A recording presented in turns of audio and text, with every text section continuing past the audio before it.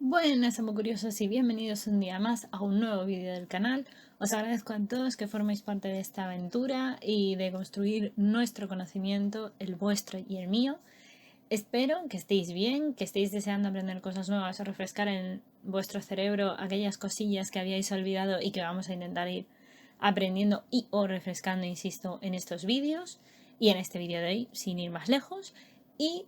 ya sabéis, por aquí os dejo las redes sociales donde encontrarme y siempre podéis leer cosillas que pongo y demás cosas. También tenéis el correo. Bueno, me podéis localizar de mil formas, estoy disponible para vosotros. Y dicho todo esto, comenzamos con el tema de hoy.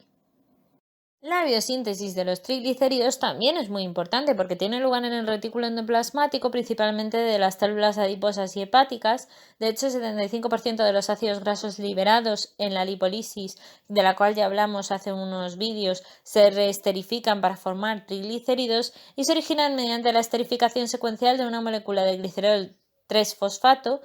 con 3 moléculas de acilcoenzima A. El glicerol 3-fosfato, que procede del hidroxiacetato en el tejido adiposo y de la fosforilación del glicerol por acción de la glicerol 3-quinasa en el hígado y en el riñón, normalmente lo que producen es que los acilcoenzimas se forman a partir, por tanto, de la acilcoenzima sintetasa.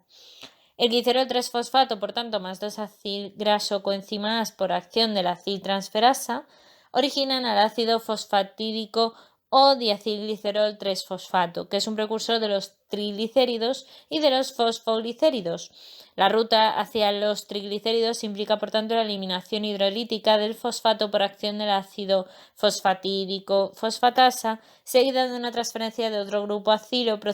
procedente de una acilcoenzima A.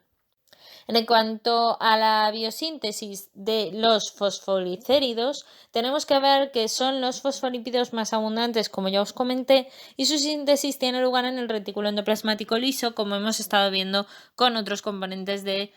tipo lipídico, y como ya os comenté también en su momento con la biología celular. Si bien es verdad que los primeros pasos son idénticos a la síntesis de los triglicéridos, hay dos grupos de ácido graso que se esterifican con el carbono 1 y 2 del glicerol 3-fosfato para dar el ácido fosfatídico. A continuación, ese ácido fosfatídico se activa utilizando la CDP, que es un nucleótido difosfato, y ese nucleótido difosfato diacilglicerol, que es una enzima, hace que otra estrategia en la unión de ese nucleótido difosfato al hidroxilo del grupo de cabeza sin formar previamente ese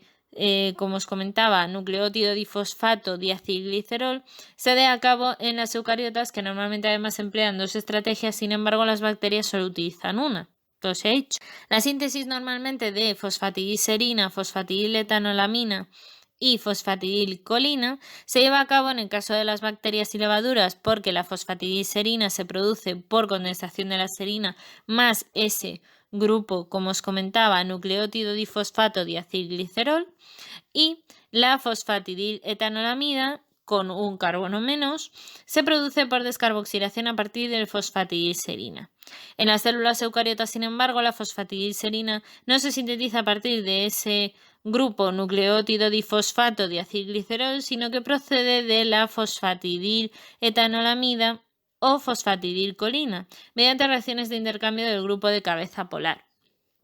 La fosfatidilserina normalmente sufre una descarboxilación con la fosfatidiletanolamida,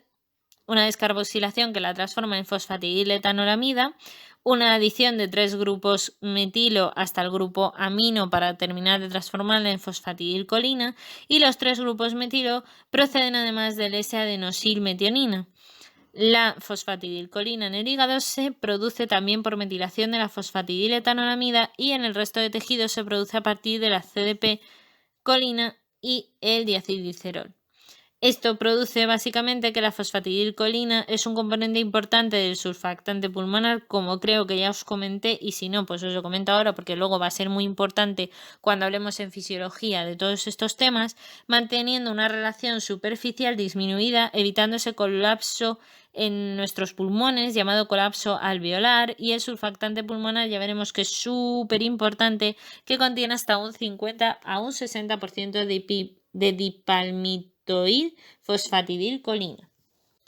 La síntesis también del fosfatidilinositol, el fosfatidilglicerol y la cardiolipina son importantes, ya los comentamos dentro de las estructuras de los fosfolípidos, pero hay que volver a comentarlos, si bien yo creo que os los comenté en los principios de la bioquímica estructural cuando hablamos de los lípidos, también os los comenté en el caso de la composición de la membrana y por tanto también de la biología celular en su contexto más básico. De manera que, como decía, la síntesis del fosfatidilinositol, fosfatidilglicerol y cardiolipina son importantes porque el fosfatidilinositol, tanto en bacterias como en células eucariotas, se sintetiza por una condensación del CDP diacilglicerol con el inositol. El fosfatidilglicerol, tanto en bacterias como en eucariotas, también se sintetiza por la condensación del CDP diacilglicerol con glicerol 3-fosfato, para dar así el fosfatidilglicerol 3-fosfato o fosfatidilglicerina también llamado,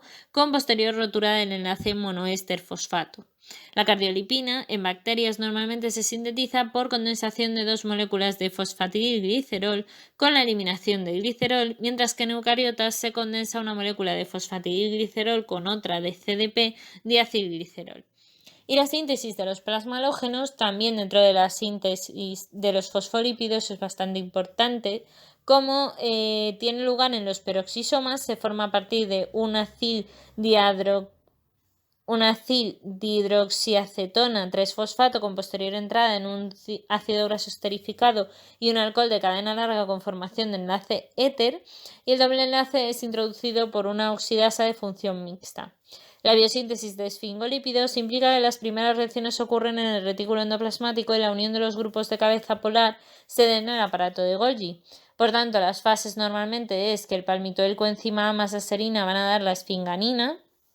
que es una amina de 18 carbonos. El ácido graso más la esfinganina es la unión por enlace amida para dar el N-acilesfinganina.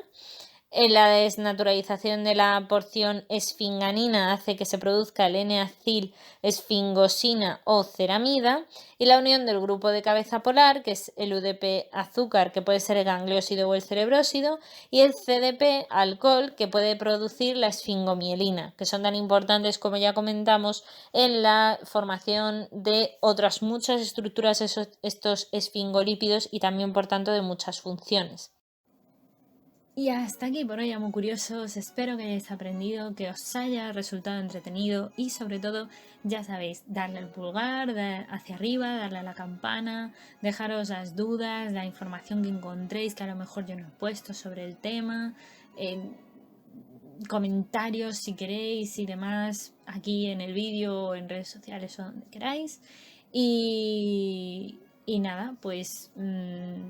simplemente espero que esta pieza de Lego os haya ayudado a construir un poquito más vuestro conocimiento y ya sabéis, nos leemos por redes sociales, nos vemos en el próximo vídeo, muchas gracias, ya sabéis que podéis compartir vuestro conocimiento siempre con todo el mundo y nada, que la ciencia y la fuerza